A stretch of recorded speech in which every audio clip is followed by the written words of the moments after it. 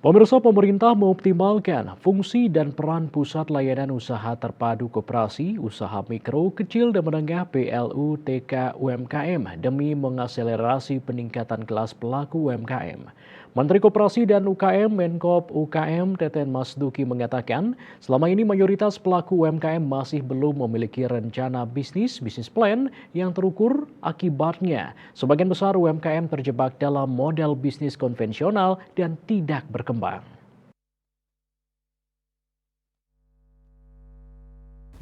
Teten Masduki dalam keterangan yang dipantau di Denpasar beberapa waktu lalu mengatakan strategi besarnya adalah mendorong UMKM untuk berevolusi dan tidak terus-menerus memproduksi di sektor berteknologi rendah.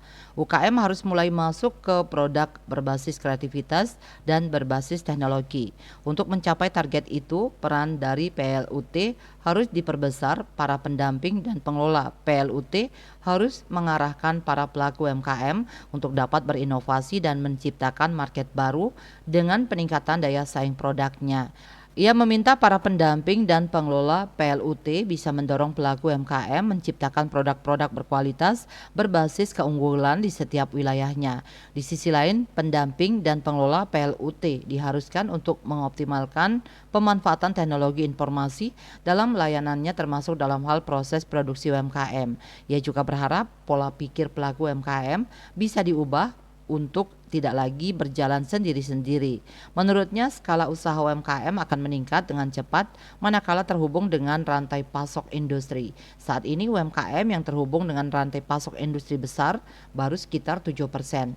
Padahal di negara tetangga seperti Vietnam, justru jumlah UMKM yang terhubung ke industri besar sudah mencapai 24%. Oleh karena itu, Menkop UKM berharap peran tenaga pendamping dan pengelola PLUT KUMKM dapat terlibat lebih aktif dalam mengubah cara pandang berusaha dari para pelaku UMKM agar tidak lagi berproduksi sendiri-sendiri dengan skala kecil. Rah Bisnis Bali melaporkan.